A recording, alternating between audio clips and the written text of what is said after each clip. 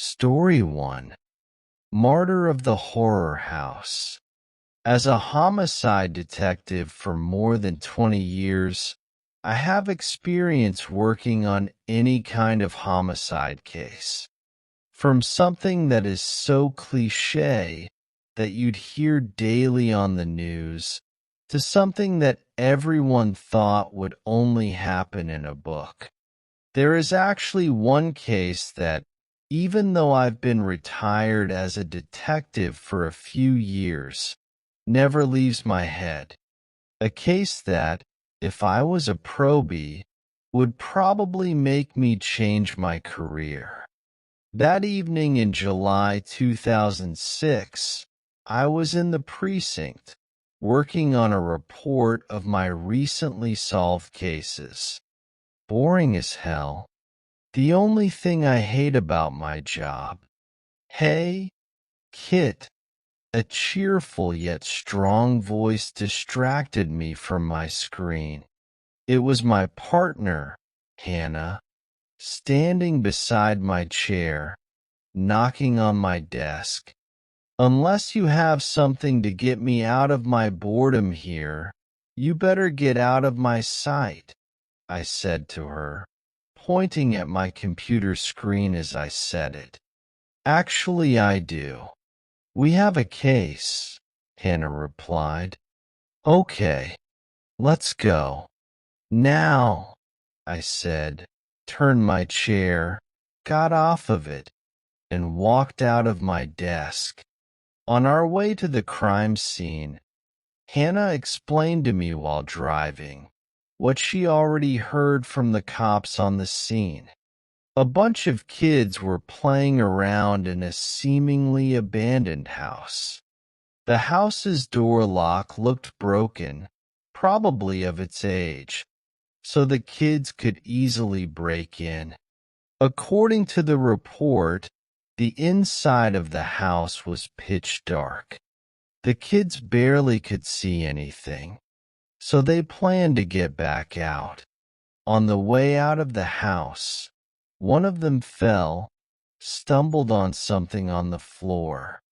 Trying to figure out what he stumbled on, he put out his cell phone and turned on the light, only to be terrified by what he saw.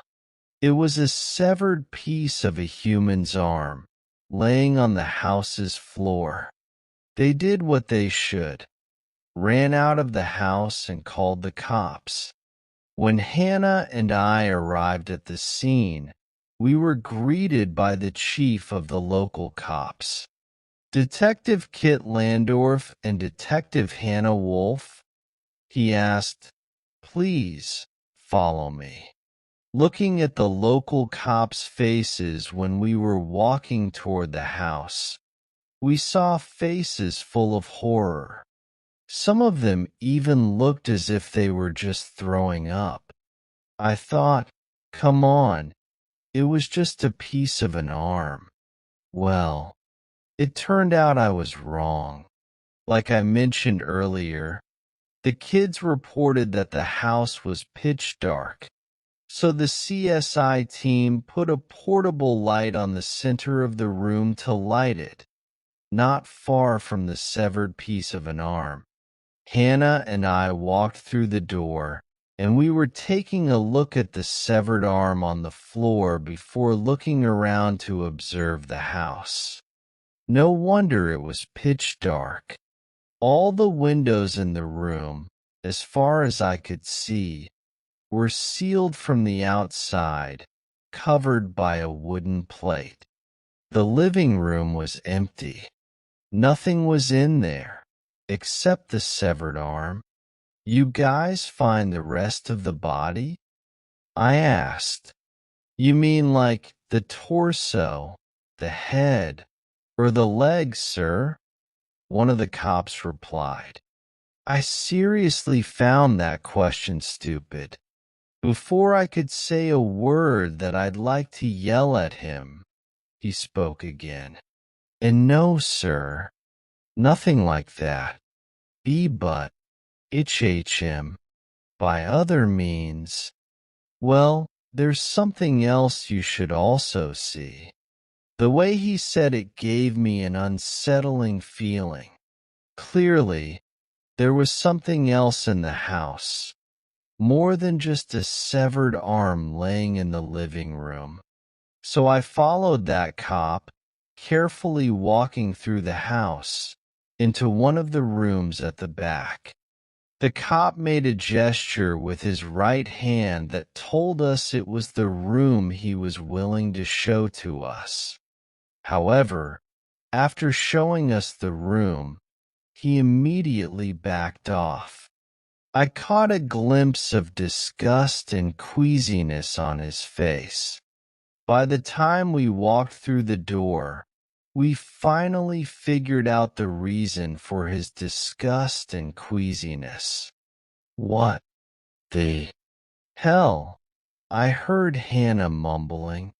Hannah and I had been partnered for years. We faced and solved many kinds of homicide cases, so we thought we already saw everything. But we never saw anything like what we saw in that room that day.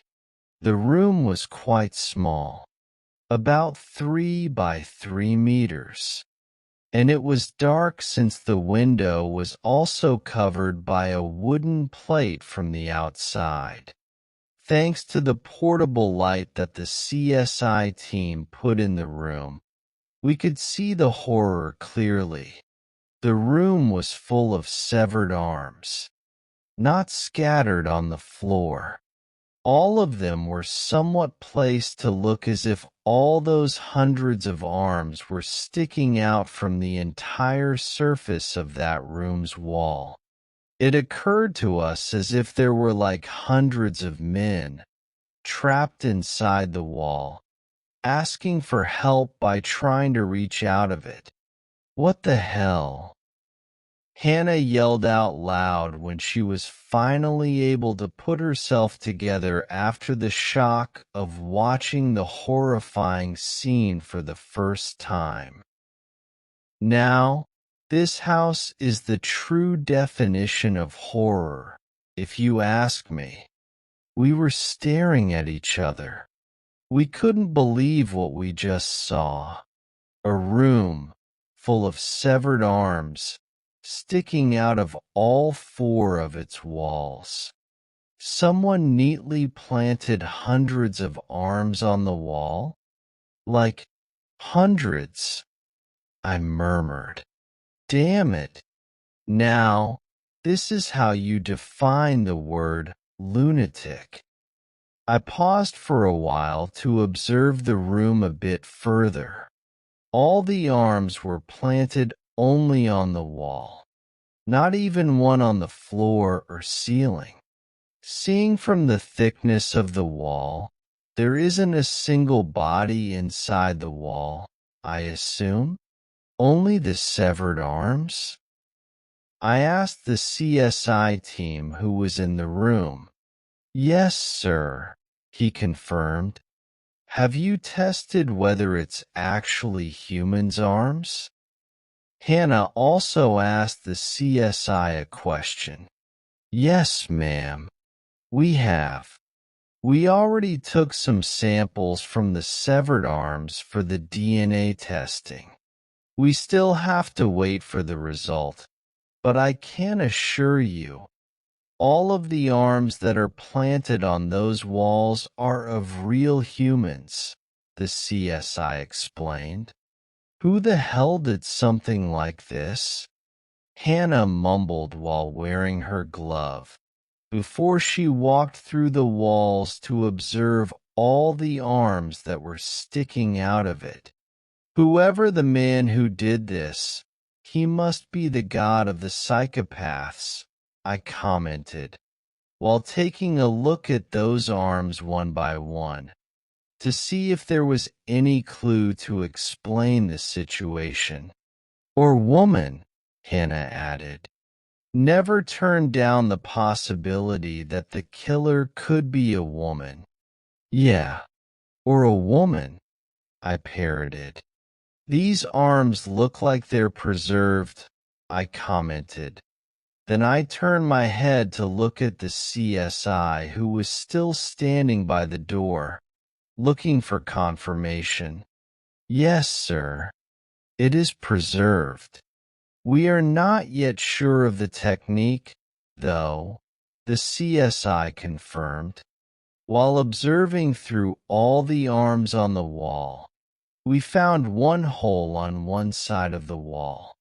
It looked like the arms were planted by making a hole on the wall, putting the arms in it, and cemented it back again.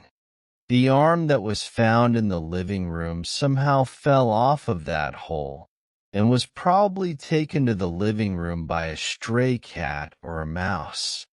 What was this man thinking, killing hundreds of victims, cutting off one of their arms, and then planting it all on the wall like Halloween decorations? I muttered in my opinion. Or woman, Hannah repeated her earlier statement. Oh, shut up. I yelled. You know what I meant. Sorry, she responded, putting both of her hands in the air, making an apologetic gesture and expression. Can't help it. I saw Hannah put her fingers on her chin, frowned as if she was thinking of something. Chim. Kit, have you taken a close look at each of those arms closely? Hannah suddenly asked me after observing the arms that were sticking out of the wall. Yeah, I did, I answered, plainly. Are you thinking what I'm thinking? She asked me again. I looked at her, and I could just read it in her face that she was thinking of the most obscure possibility that could happen in this situation. If you're thinking that all of these arms are probably not 100, like we originally thought these were, then yeah, I am. I confirmed. An obscure and horrifying thought came to my mind after taking a look at each of those severed arms closely. Looking at what mankind has achieved these days, that would be possible, though I never expect to face it in that kind of way. Well, I guess, let's just wait until the DNA test result comes out, Hannah said. I really hope I was wrong about this one, Kit. For the first time ever, Hannah.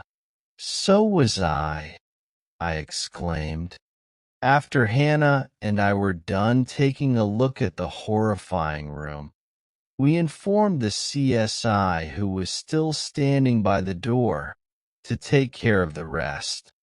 Then we drove back to the precinct. There wasn't much we could follow up with that horror house case a few days after that, since there wasn't any further trace of the killer in the house. Not even a single fingerprint or hair left in the house, according to the CSI team. And the DNA result also hadn't come out. While Hannah and I were skimming through the case's files, sipping our coffee in between pages, we got a call from the local cops. They informed us that they found a warehouse on the outskirts of the town that was similar to the horror house we investigated earlier. I asked them what they meant by similar, and as soon as Hannah and I got to the warehouse, we instantly regretted ever asking the question. Oh, my God.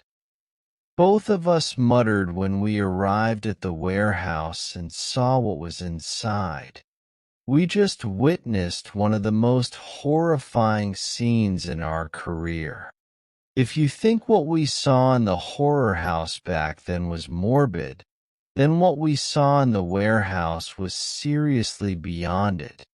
The warehouse was the size of a football field, and its wall was 6 meters in height. For walls, the size of a football field and 6 meters in height, fully covered by humans' arms, sticking out of its entire surface. Its entire surface. God damn it. This is beyond morbid. Hannah yelling out of disgust. I'm starting to feel sick. When the cops informed us that they found a warehouse similar to the horror house, I already suspected something like this, but, she paused, but not exactly like this. I mean, this is just too much. We stared at each other for a while, exchanging thoughts through our horrid expressions. The arms, I mumbled. How many of it this time? Huh? I can't imagine someone killing like. I paused, trying to count the arms that were sticking out of the walls, but I couldn't. It was just too much. Like thousands of men, and planted all of their right arms on the warehouse's wall? I continued and finished my words. All of a sudden, my cell phone vibrated. While the whole squad and the CSI were combing the warehouse's walls, I picked up my phone and checked it, hoping it was the CSI team from the lab, reporting the DNA result. It was. However, what the CSI team informed me about the DNA result didn't get me any more relieved. On the contrary, it got me even more depressed over the case. Wanda, it's Kit, I said to the CSI team on the other side of the phone. Tell me you're joking, I told her.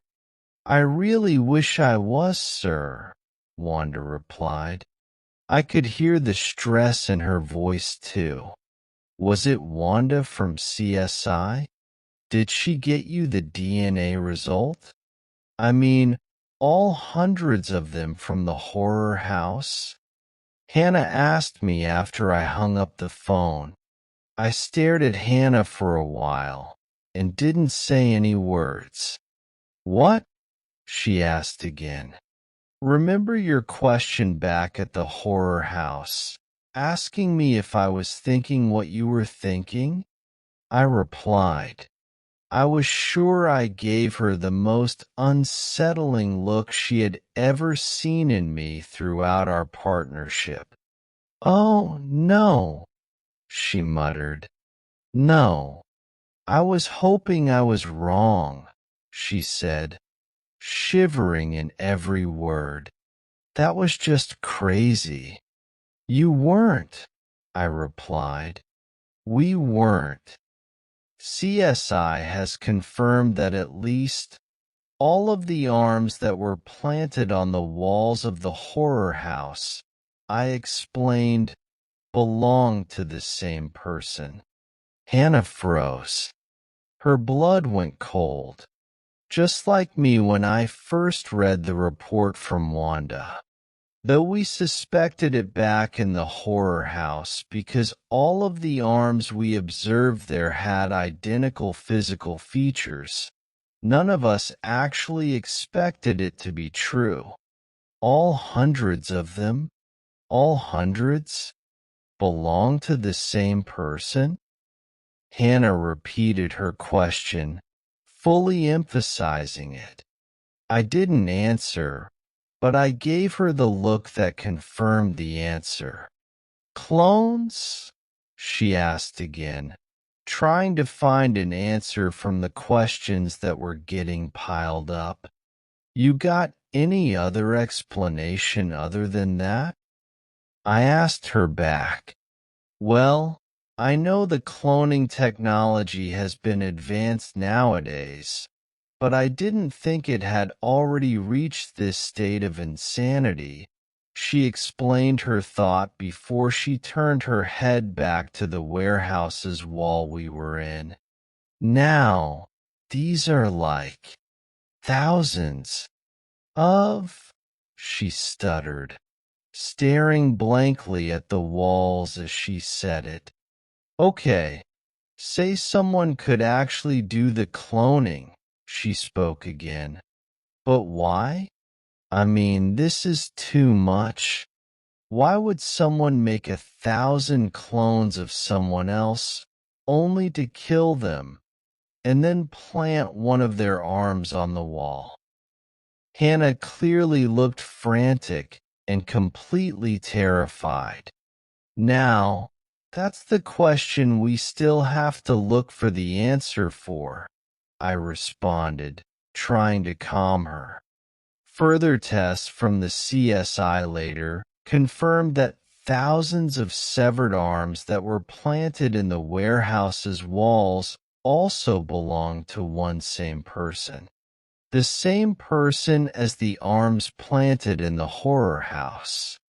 Alex Winfield, the name of the owner of those arms, was a regular 9-to-5 office worker.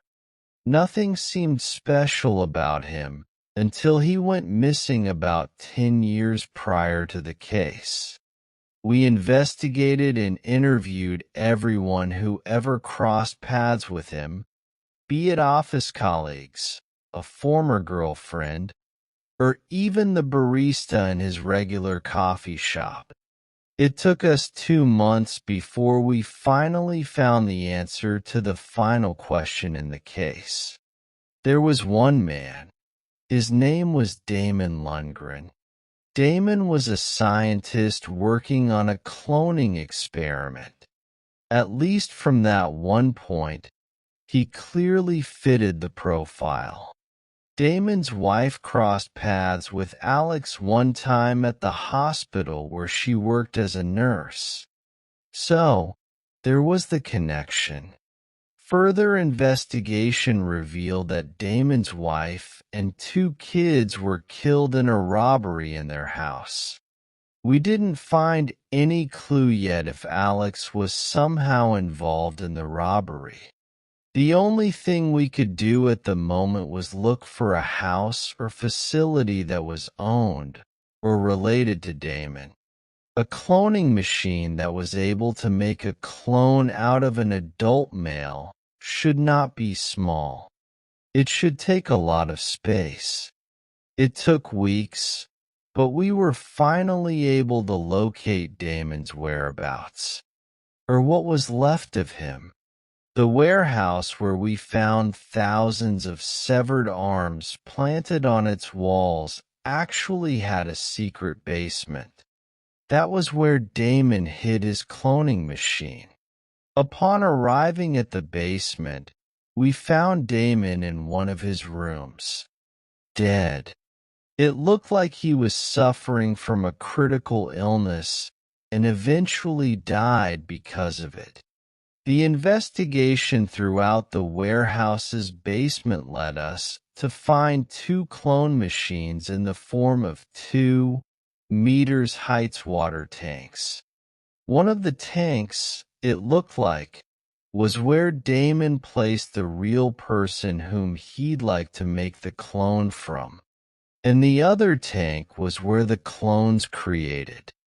Inside the first tank, there was a man. Looked awful and unconscious, but still alive. Barely. After we took him to the hospital and he got cleaned up and tested, it was revealed that the man was Alex Winfield. The real Alex Winfield, not the clone. After Alex awoke and, according to his doctor, was strong enough to be questioned, Hannah and I went there. He shared the story that would eventually close the case for good. Alex, despite being a regular 9-to-5 office worker, was a man with an uncontrolled emotion. He often got caught in a fight and badly injured his opponent. However, since his father was the city's mayor at the time, he easily got away with it. That was also what happened when he accidentally met Cindy Lundgren, Damon's wife, at the hospital where he was treated after he got injured in one of the fights. He had a huge crush on Cindy, but since Cindy was happily married and with kids, she politely turned Alex down. Couldn't accept rejections? Alex looked for Cindy and stalked her every day, until one day he couldn't stand it and he decided to break into Lundgren's house one night when Damon wasn't home. Alex raped Cindy, and in a fight with her, while she was trying to get away, Alex pulled out his gun and shot her dead. The riot caused both of Lundgren's kids to awaken that night and check for their mother's room. Alex didn't want to leave a witness that might cause him jail, pulled out his gun and, again, shot both of the kids in cold blood. Went home only to find his family brutally killed in cold blood. Damon enraged. But he couldn't do anything since Alex already escaped from the house. Through police investigation, with the help of the neighbor who witnessed Alex run from Damon's house, Damon could find out who did it to his family and wanted to bring it to the court. Again, with the power of his father, who was a city's mayor, Alex got away with the murder. That was why Damon finally decided to take the revenge with his own hand. Damon felt that killing a cold-blooded killer who killed his wife and two of his innocent kids once wouldn't be enough. So he created another pair of cloning machines for him to keep in an unused warehouse's secret basement. Damon captured Alex and kept him in the first tank for 10 years before we finally found him. What did Damon do to Alex for 10 years? He kept Alex alive by supplying nutrition via his water tanks, but never let him out. Meanwhile, he created a clone from Alex, added a chemical drug in the machine system so the clone wouldn't be able to fight back, and tortured Alex's clone over and over in rage for 48 hours straight. Why 48 hours? Because the cloning machine wasn't perfect yet. It could create fully functioned clones, but could only remain alive for 48 hours before it slowly deteriorated and turned into dust, leaving no trace behind. Now, what about the severed arms? Damon cut off Alex's clone's arms before it deteriorated, and preserved it using his own recipe of preservation, and planted it on an abandoned house far from the warehouse. The house chosen, according to Alex, was because Damon couldn't hold the urge to bury him, to symbolize eternal imprisonment, with his arms stuck out to symbolize a cry for help. Damon wanted Alex to pay for what he had done in every worst way possible. However, planting the arms in the field had a huge risk that anyone would find it sooner than later. So he decided to plant the arms inside the wall, in an abandoned house far from the warehouse, to avoid him being easily caught if the burial was eventually uncovered. Damon finally decided to move the plantation ritual on the warehouse's wall due to his illness that worsened through time. His illness eventually forced him to not be able to have a trip too far and too often. What will happen to Alex now? Should be going to prison for sure, but Hannah asked me when we were sitting in a coffee shop right across the precinct. I stand on the side of the law, but seeing what he had done, I prefer him dead too, she said, biting her donut as she said it. I heard it from the cop that was assigned to guard Alex at the hospital, I responded after sipping my coffee. He no longer has the strength to even get off the bed by himself, and he is getting thinner and thinner every day. His doctor assumed it was the side effect of the liquid inside the cloning machine where he was drowned for 10 years. It looks like he eventually suffered the same fate as his clones, slowly deteriorated, and I paused, stared at Hannah, and winked at her. Using the term you'd love, I continued, die. I saw a smile of satisfaction on Hannah's face when she dropped herself onto the back of the couch we were sitting on. You know, Kit, I remembered we were saying that whoever did the killing and planted those thousands of arms on the wall like that must be the god of the psychopaths. A complete lunatic, she said, in a soft voice. After figuring out the reason, why do I not think Damon was a lunatic anymore? She continued. Probably because it showed that he actually did it because he loved his wife and kids so deeply. I mean, I didn't justify his actions, okay, but I thought everyone who was in his shoes would actually do what he did.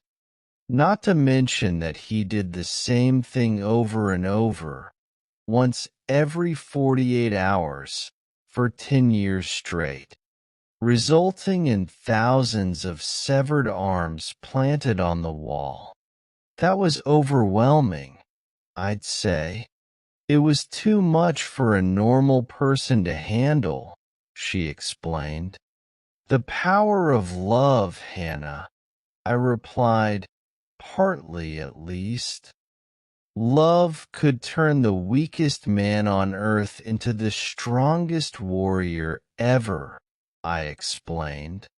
And it also works the other way around, I continued. Having his loved ones taken away from him by force could make a soft-hearted man turned into the most horrifying monster the world has ever seen. And yet, when you see through all of his acts, you wouldn't see a monster. What you will see, however, is a soft-hearted man, a devoted husband, a loving father. Hannah laughed hard. Good speech, Kit, but I just didn't expect for such words to ever come out from a man like you, she said, still giggling. Neither did I, Hannah. I mumbled as I smiled. Neither did I. Story 2. The shittiest haunted house. You know you're in for a treat when you can already see the props peeling off the walls before you even get in. Rick tried to push the foam sword back on the wall, only for it to flop back down the moment he let go. I snickered and elbowed him. Leave it alone. You're just making it worse, I said. It looks so sad, though. Rick nudged it before he huffed and crossed his arms. This is so stupid. Shut up. It's either this or we're stuck watching Nightmare Before Christmas on repeat with my little sister, I said. Susan blinked owlishly. But I like Nightmare Before Christmas, she said. We all bust out laughing at that as the line slowly trudged forward. This was the only haunted house within driving distance of our houses, and it left a lot to be desired. But ever since we were freshmen, we'd pay the ridiculously high fee of $7 a person to go on through anyway. When the death house is your only option on Halloween, you're taking that option. Better a shitty scare than no scare at all. The five of us walked up to the bored-looking girl in a cheap vampire costume, standing at the front. "5 for the house," I said, pushing forward our tickets. The girl looked up and popped her bubble gum. "Rule change, only 4 at a time," she said. "You gotta be kidding me." We all groaned and Rick threw up his arms. "Come on, it's just one more person. We've always gone together," he complained. The girl shrugged. "Not my problem. One of you can go with the next group." God, I hated people who couldn't bend a rule. And I could already hear the muttering of the annoyed people behind us. "Fine, fine. Who wants to wait?" I asked. I was already looking at Rick. He was the oldest other than me, and he could learn a lesson about patience. A soft voice cleared her throat. Rachel smiled and waved her hand. "I'll wait a few more minutes." "It's okay. I'll just walk extra fast to catch up." I must have looked flabbergasted. "Rachel, you cried last year when the clown jumped at you. What's the sudden change?" I asked. I was already feeling hesitant. Rachel was the youngest of us and faint-hearted when it came to fear. "I didn't cry." She pouted before sighing. "Really, I'm fine." Gaga. She shooed us on. I chewed my bottom lip before I shrugged. "All right. Hurry up and try to catch up, and remember, the actors are not allowed to touch you, and if they do, feel free to clock them." Rachel laughed, and after our tickets were handed in, the rest of us walked in. I caught a glimpse of Rachel talking with the vampire chick, who seemed to have the reaction anyone had around Rachel, melt because of cute. Even tonight, she was dressed as a princess with a bright pink dress and a crooked rhinestone tiara. The rest of us had gone as horror icons. I was Freddy Krueger.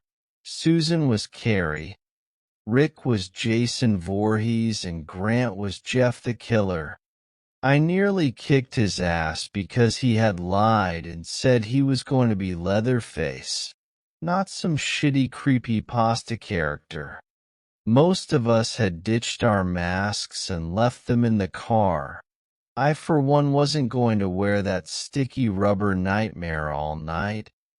Rick was the only one who kept his, and it was hanging off his belt at the moment. Not Rachel, though. She wanted to be cute, and nothing could talk her out of that. I bust out laughing as a cannibal leaped out from the cheap fake vines and moss, howling and grasping at our faces. "Hey man, brush your teeth," I said, laughing again when the cannibal flipped me the bird. "You're so rude," Susan tooted her tongue. "It's not my fault they all suck." You can literally see the guy's chainsaw poking out of the cage up ahead. It's not exactly a jump scare when you know it's coming. It's not the actors' faults. Not really. The death house has been set up poorly year after year, and whoever they dragged into acting had to make do with crap props, cramped spaces, and horrible makeup. It didn't mean I didn't get a good laugh out of scaring them. I dragged my fake claws along a prison wall, snickering quietly as I heard the mad prisoner up ahead drop character and yelp. "You sleep tight tonight," I cackled, waving menacingly at the now flustered actor, who looked like he'd spilled ketchup all over his fake beard and tacky orange jumpsuit. How are these guys still in business? Nightmare Before Christmas is sounding better by the second, Rick said, fake lunging at more of the mad prisoners and watching them flinch. Susan nodded. "And my blood's getting itchy," she complained, scratching at her face. "We'll wash it off when we get out."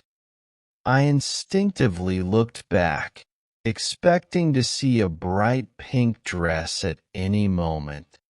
Jesus, where the hell is Rachel? "She might not go in," Grant said quietly enough that we had to strain our ears to hear him. "I should have stayed back with her. She's probably frozen in fear." "She's not a baby anymore," Susan said, nearly tripping over some plastic chains. "She'll be fine. Race you to the Black Lagoon with the zombie hillbillies." She took off running, hoisting her dress up past her knees to avoid falling on her face. "No fair. You got a head start." Rick whined, nearly dropping his hockey mask on the ground as he scrambled to catch up. I rolled my eyes and looked at Grant. "Should we wait a bit longer and see if Rachel catches up?" I asked. Grant thought for a second, biting his lip. "Nah, we're not supposed to stop anyway. Rachel's probably buddied up with the group behind us. The ones that looked like famous dead people as zombies." "Yeah, was one of them undead David Bowie? Because not fucking cool." We took off after Rick and Susan, laughing at the terrible light effects and poor setup. One of the actors saw Susan and Rick bolting towards him, and he ended up running away at the sight of Carrie and Jason coming at him full speed. The end didn't come fast enough, but a smile was on my face the whole time. Sure, it was a shitty haunted house, but it was our haunted house, you know? I swore as I tripped over a mannequin meant to look like a corpse, nearly landing on my face. "Jesus Christ. Wait up, Rick," I said as I scrambled back to my feet. A hand wrapped around my ankle, and I nearly pissed myself. I slowly turned my head around. The corpse grinned manically back. "We're all dead. We didn't make it out." He cackled. I screamed and nearly kicked the guy in the face, getting to my feet. "No fair. You're not supposed to touch the people going through the house," I complained. "You also kicked me in the ribs, dude. That was fair." The guy flopped back down and resumed being dead. I limped the rest of the hallway down, not even reacting when another actor wearing a tattered yellow and red cape waved at me. "Happy Halloween. Would you like a treat?" he said. "Fucking pass," I grumbled as I pushed open the exit door and walked out to meet with my friends. Thanks for leaving me behind. I nearly got eaten by a zombie. Grant snickered. The guy on the floor? Oh man, he actually got me. I nearly lost my shit, he said. Susan shivered as she giggled. I'm so cold.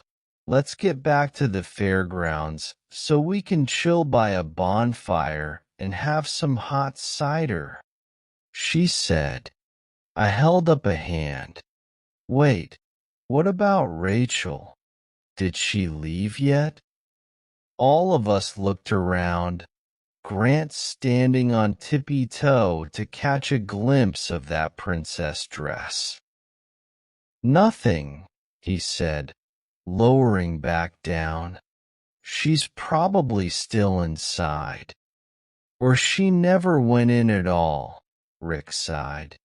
Wait here. I'll check by the entrance. Here, have my jacket. Rick pulled off his coat and draped it over Susan's shoulders. I'll be back in a sec. He took off running. I plopped down on the ground and caught my breath. Jesus Christ. For once I actually got God in the death house, I mumbled. He got me and Rick too. I think Rick nearly cried, Susan said, setting a hand on my shoulder. Grant nodded. For once, we get a good actor, and he's at the very end. He should go pro. I saw Rick jogging back. Hey, Rick, did Rachel head back for Coco? I asked, getting back to my feet. Rick came to a stop and I saw how unsettled he was. Rachel actually went by herself, 3 minutes after us. Vampire Chick said she seemed pretty confident. You don't think she fainted, did you? He asked. I looked back at the door, my stomach twisting. I'm going back in, I said, walking up to the door. You know, if you're caught going back this way, you'll get us all tossed out of the carnival, Susan said, trying to grab my arm. I shook her off, and if Rachel fainted, she might have hit her head. Or she's having a panic attack and can't move because some stupid actor actually grabbed her, I said. I reached for the doorknob. The door slammed open and nearly hit me across the face. There stood Rachel, a little paler, and her eyes were a little red with tears, but she was there. Then she grinned and held up a round, bright red lollipop. Trick or treat. Did you guys get the candy from the guy in the cape? She asked. No. I told him to fuck off, wait. He was seriously giving out candy? Oh man, I missed that? I groaned and my shoulders sagged. How much candy did you get? Rachel unwrapped her treat and popped it in her mouth. Just this, but he had a whole bag full. All homemade in a huge variety. Chocolates, suckers, jawbreakers. You seriously didn't get any? Susan looked sheepish. I thought he was joking. Oh man, that looks yum. Rachel pulled the lollipop free of her lips. It is. Oh man, this is way better than the dum-dums you get at the bank. She put it back in her mouth. Come on. I want a hot drink and to sit by the fire. She ran on ahead, grinning from ear to ear. My heart had finally slowed down and I shook my head. I can never read that girl, I said. Grant shrugged. I guess she really did grow up from last year. Come on, last one there buys Coco. He took off after Rachel. I shook my head but gave chase. My paycheck was still a few days out and I was borderline broke already. Susan was the last one to the fire pit. She was now carrying her heels. My feet hurt, she whined. Rachel giggled hysterically. The candy had now smeared her lips scarlet. Maybe next year don't wear a costume with heels? She hiked up her skirt and showed off her dirty tennis shoes. I'm comfy and I still look like a princess. Mostly, I said, reaching up and readjusting her crown. But that's gonna fall off if you're not careful. And you're absolutely going to choke if you run around with a sucker in your mouth. Rachel shook her head. Nah, it's already mostly gone, see? She pulled it out of her mouth. A trail of crimson saliva connecting her lips to the stick for a second before the spit strand flopped back down on her chin. Sure enough, the candy had already mostly dissolved, leaving only a small misshapen orb left. Huh. I took the stick to get a better look. I thought they're supposed to last longer than this. Like he said, they were homemade. Maybe they taste better, but don't last as long. And gimme that back. Rachel snatched it back and licked it a few times. So tasty, she whined before she wiped her mouth off. I want another one, but I don't have the money to go through the death house again. Neither do I. I just have money for maybe 2 cups of cocoa, I said. Rachel stood on tiptoe and kissed me on the cheek. Then buy me a cup? Pretty please, she said, her eyes wide and pleading. I sputtered for a few brief moments.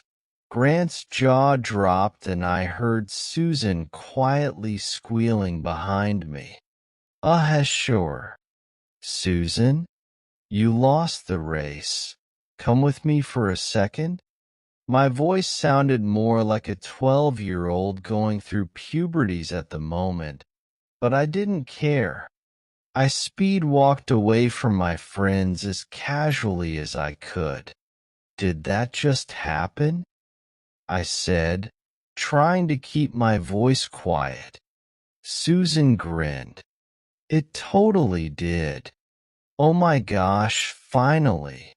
I've been wanting you two to get together for forever, she said, practically dancing with every step she took. Oh my God, Susan, I groaned and dragged my hand down my face. I don't even know if I like her like that. She's still in high school. We graduated last year. She's graduating this year, you weirdo. Susan smacked my back as she skipped up to the booth. Okay, 2 ciders, 1 cocoa, and this guy has to get a cocoa for himself and his gyral friend. I groaned. Please, do not call Rachel my dash. A loud scream cut me off. Not one from the death house either, although you never heard screams from there in the first place. This one came from the fire pit behind us. I spun around and saw Rick lying on the ground. For a second, I thought that Rachel was shaking him, trying to get him to wake up while Grant was trying to get closer. Then I realized that Grant was trying to pull Rachel off of him as she gnawed Rick's throat. Get off of him. Rachel. Help. Someone help. Grant managed to lift Rachel off of him, the girl hissing and spitting like a wild animal. She threw her weight backwards, Grant falling back into the open flames. He howled as he rolled away, his white hoodie catching like a match. For a second, Rachel looked back up at me, blood dripping down her mouth and her chest. She cocked her head to the side before she sped off, running for the nearby woods. Susan screamed. She ran to Rick's side and ripped off the jacket he'd given her to wear, pressing it against his neck. Grant was putting himself out. I could hear him moaning in pain. I ran after Rachel and into the woods. I tripped over brambles and ripped open my jeans on thorns, nearly falling on my face twice as I looked for glimpses of my friend. I caught sight of that bright pink dress on occasion, but it'd blink out of existence the moment I saw it. I came to a stop, my lungs burning as I attempted to take a breath. I wheezed before I looked up. Where's Rachel? Where the fuck is?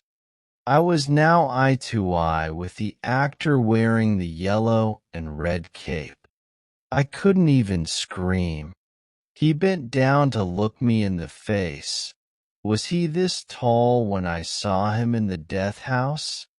His skin wasn't pale from makeup, although I'd thought that was the only way you could look that white without being dead.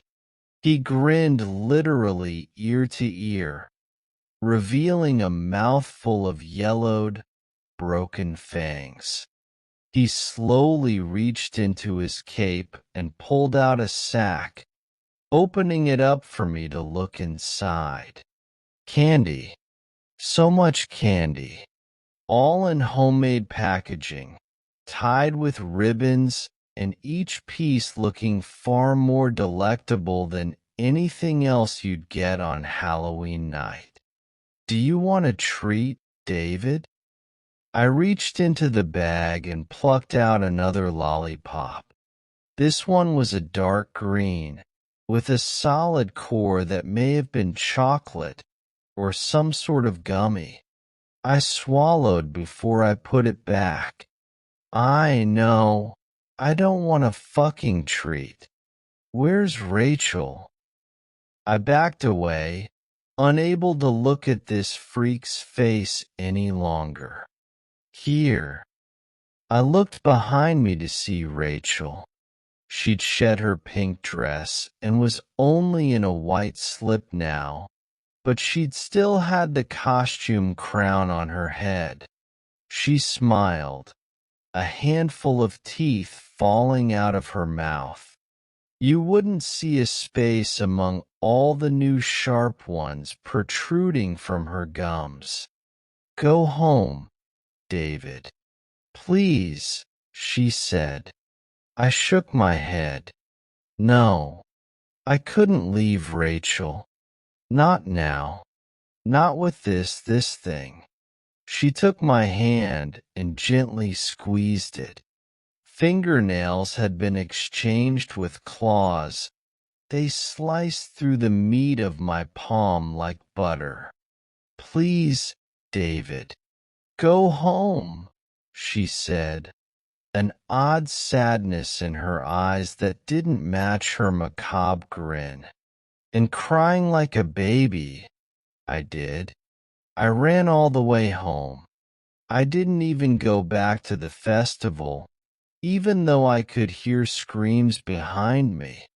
The festival was going to hell, but I didn't care. I went home.